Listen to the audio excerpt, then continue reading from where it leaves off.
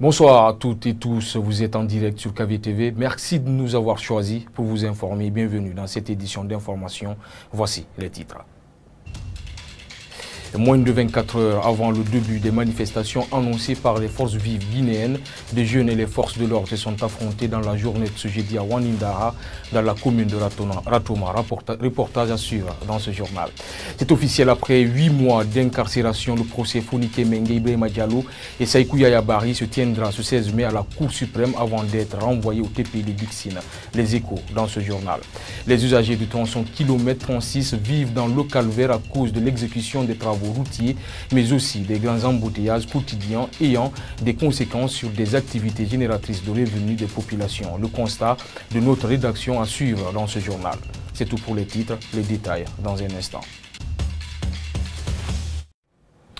Encore une fois, bienvenue à la une de l'actualité. Une manifestation spontanée a éclaté dans la nuit de ce mardi à Wanindara, dans la commune de Ratoma. Les raisons de cette manifestation n'ont pas été livrées, mais certaines sources parlent d'une liaison avec les marches programmées par les forces vives de Guinée. La circulation a été perturbée de ce côté durant des heures. Notre reporter Ansou Baïloubalde y était. Suivez son compte-rendu. Les manifestants ont perturbé la circulation routière entre Anko 5, Wanindara et la T5 sur la route Le Prince. Ils ont déversé des ordures sur la route pour montrer leur colère. Pendant ce temps, aucune information n'a été donnée pour savoir les raisons de cette manifestation. Face à des policiers déployés pour maintenir l'ordre, les protestataires n'ont pas voulu replier. Entre jets de pierre et coups de gaz lacrymogène, des jeunes sont restés engagés face aux agents sur ce tronçon.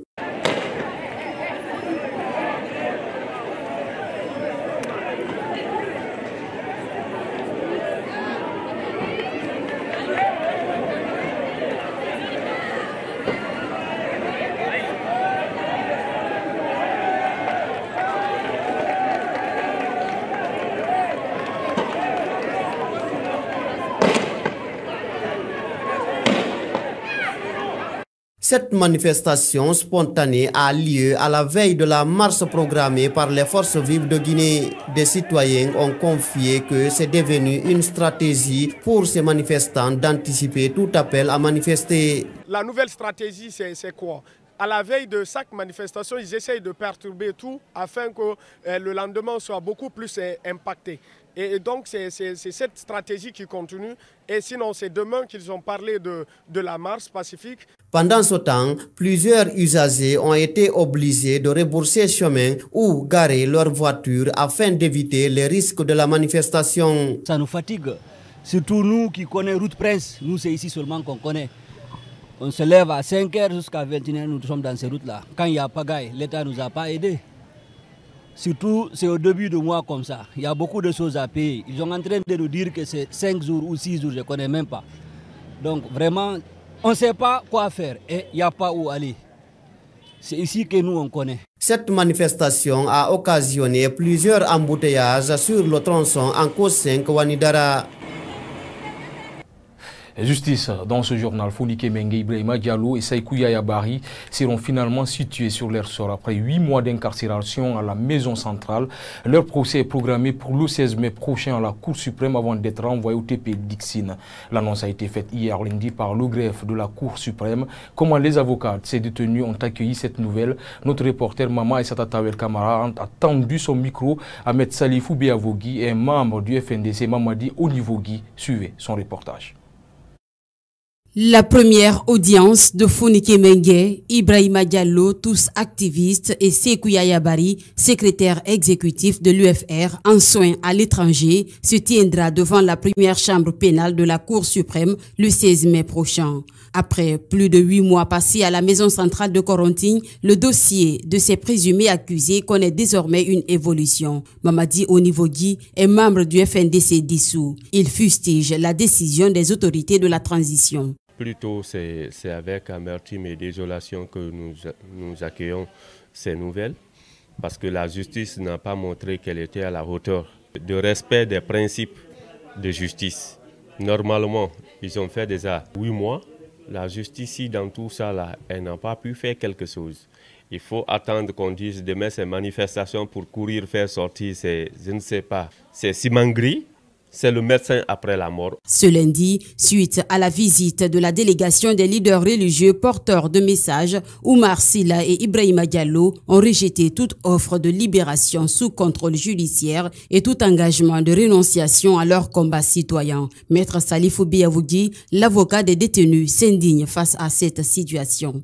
Nos clients ont décidé de ne pas céder à cette offre, qui est une offre contraire à la loi et même contraire à l'esprit de leur combat qu'ils mènent depuis plusieurs années. Renoncer à ce combat citoyen serait trahir le combat mené depuis plusieurs années pour que la Guinée soit là où nous sommes aujourd'hui. Et nous exigeons que la justice fasse son travail. Loin, cet activiste, sauf changement de dernière minute, affirme que leur série de manifestations ne sera pas rejetée.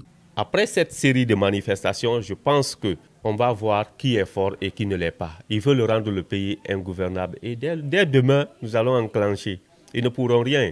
Fonike Mengue et compagnie exigent l'ouverture rapide de leur procès devant le tribunal de première instance de Dixine à défaut de leur remise en liberté. Ces détenus seront jugés pour les faits de participation à un attroupement, coups et blessures volontaires, complicité, d'incendie volontaire et destruction d'édifices. De nos jours à Conakry, la consommation abusive du thé Ataya chez de nombreux citoyens est devenue très récurrente. Ces groupements autour du thé est-il synonyme de manque d'emploi dans le pays? N'a-t-il pas de conséquences sanitaires? Est-elle un passe-temps? Notre reporter Aïssata Kourouma, reportage.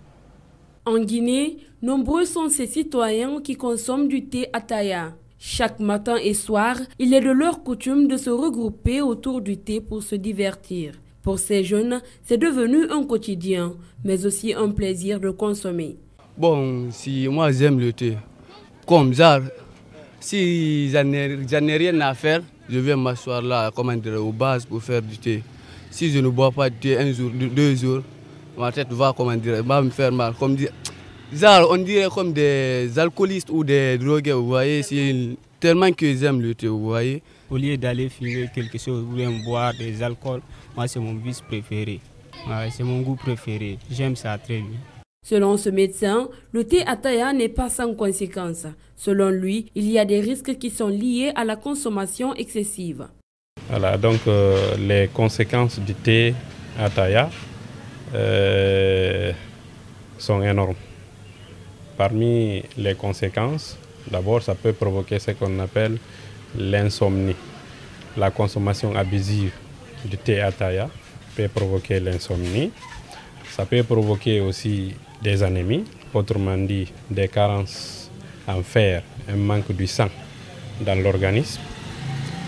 Aussi, ça peut provoquer de l'arythmie cardiaque. Entendez par arythmie cardiaque, soit une augmentation du rythme cardiaque ou une diminution ou un dérèglement. La consommation abusive du thé, au-delà des conséquences, a des atouts pour la santé de l'être humain, dont entre autres l'appétit pour le manger. C'est un anti-asthénique. Et je le disais dans les titres, les usagers de la route kilomètre 36 traversent un calvaire inédit. L'embouteillage forme leur quotidien. À l'origine, les travaux de construction et de l'échangeur dont ils accusent de retard. En dépit de nombreuses insuffisances des déviations, les vendeuses rendent impraticable l'unique voie disponible pour la circulation. Images et témoignages dans ce constat fait par Amara Bangoura.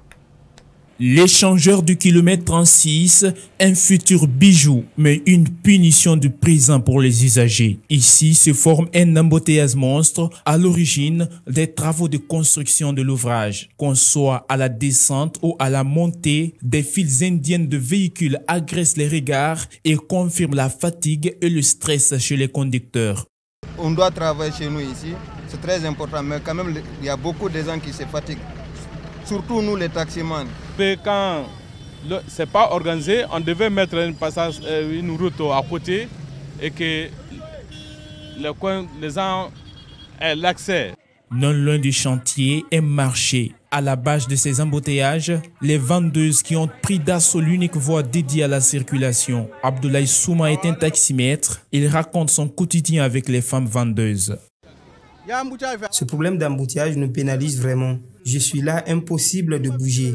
Les femmes vendeuses ont abandonné le marché pour venir occuper la route. Quand nous leur disons de céder le passage, elles nous insultent. Mawasila est commerçante. Assise au bord de la route, elle justifie son choix de vendre aux artères. Nous sommes ici pour trouver quoi manger et pour faute de place dans le marché, c'est pourquoi nous revendons au bord de la route. Le kilomètre 36 est l'une des portes d'entrée de Conakry. L'ouvrage qu'il accueille fait partie des joyaux qui pourraient alléger la difficulté de circuler chez les usagers. Technologie, dans cette édition d'information, la robotique est l'ensemble des techniques permettant la conception et la réalisation de machines automatiques ou de robots. En Guinée, le directeur exécutif de l'ONG, le Club des jeunes scientifiques et francophones de Guinée, Djibril Wagué, dispense des cours de codage et de robotique à l'endroit des élèves du niveau primaire. Cette initiative vise à préparer ces futurs jeunes à compétir avec les pays développés. Il faut dire que leur apprentissage se déroule bien. Mamadou Tanouba nous signe ce reportage. La Guinée ne manque pas de jeunes talents dans la création des solutions innovantes. Djibril Wagué est un informaticien qui donne des cours de codage et de robotique à des élèves du niveau primaire. À l'image de ces robots que les enfants ont eux-mêmes développés, Djibril Wagué les prépare à être au même niveau que les élèves des pays développés dès le bas âge. Quand l'enfant vient d'abord, il a un logiciel qu'il apprend à travers les couleurs. Quand on est rassuré qu'il a assimilé ce concept, on va au niveau suivant, 2, 3, ainsi de suite. L'enfant ici, à un certain niveau, il a des assistants qui les accompagnent pour la mise en place. Donc ils ont des platines d'essai où ils expérimentent d'abord leurs plaques. Donc ça c'est des platines d'essai, c'est sur ça ils ont mis même leur projet, qui est une alarmante intrusion qui sera peut-être imprimée bientôt et qui sera disponible made in Guinée, fait par les Guinéens, fait par des enfants.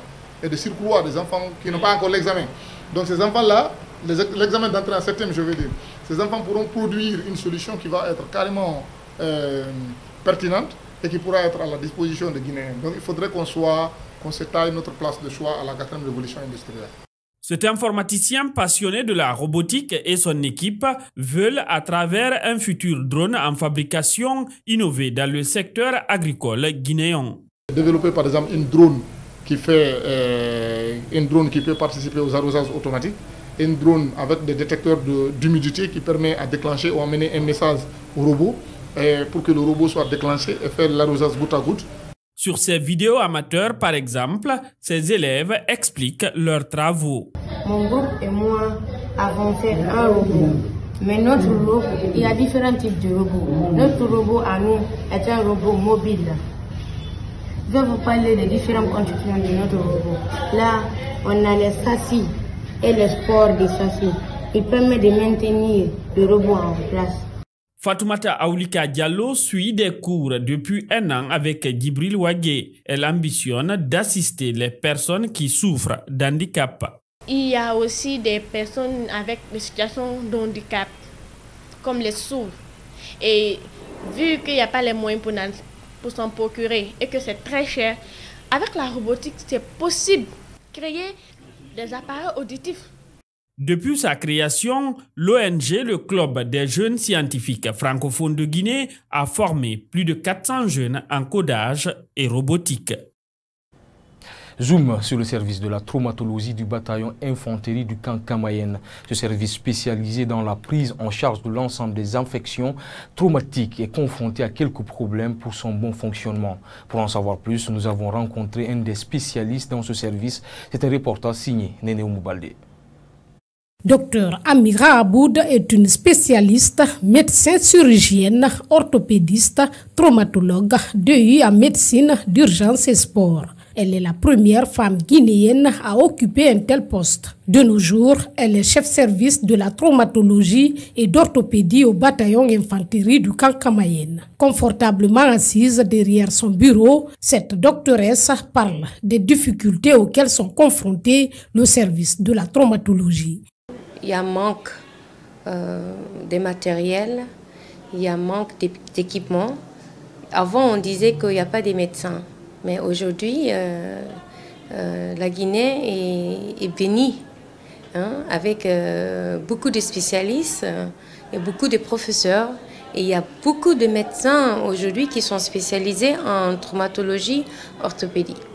Mais il ne s'agit pas d'avoir des médecins et de ne pas avoir des blocs qui sont très équipés, hein, avoir des matériels pour travailler et aussi avoir les premiers soins qu'il faut quand un patient arrive, hein, avoir des kits, hein, pour intervenir. Après son bureau, Dr Amira Aboud nous conduit au service d'hospitalisation de la traumatologie. Ici, des patients atteints d'affections traumatiques y sont alités. La plupart d'entre eux ont subi des accidents de la circulation. C'est le cas de cette jeune patiente accidentée il y a de cela 5 ans. Et moi, je l'ai dit d'interdire les motards, hein, de diminuer ça en Guinée, parce que vraiment ça...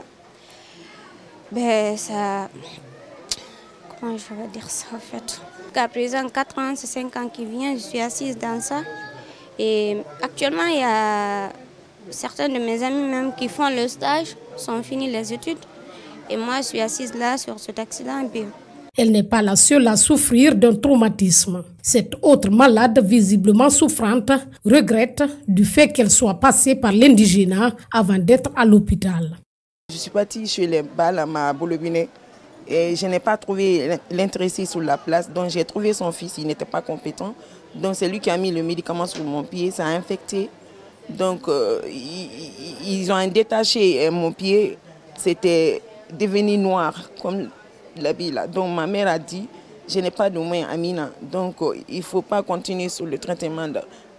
Cette prise de conscience de cette dernière pousse Dr Amira Aboud à réagir sur le traitement traditionnel. Donc moi je pense qu'avant de penser d'aller chez les tradipraticiens, parce qu'à la fin ils sont obligés de venir à l'hôpital, quelle qu'en soit, hein, la situation de chacun, qu'il a moyen ou pas, la première chose de faire c'est de venir à l'hôpital. Nous n'avons pas été permis de prendre les images choquantes. Mais néanmoins, certains médecins nous ont signifié que la plupart des patients en traumatologie ont subi des accidents de la circulation dus aux motos. D'où la responsabilité de l'État est pointée du doigt. C'est la fin de ce journal. Merci à toutes et tous de l'avoir suivi. L'information continue sur notre site web, le www.kavi-media.com ou sur les réseaux sociaux Kavi Media.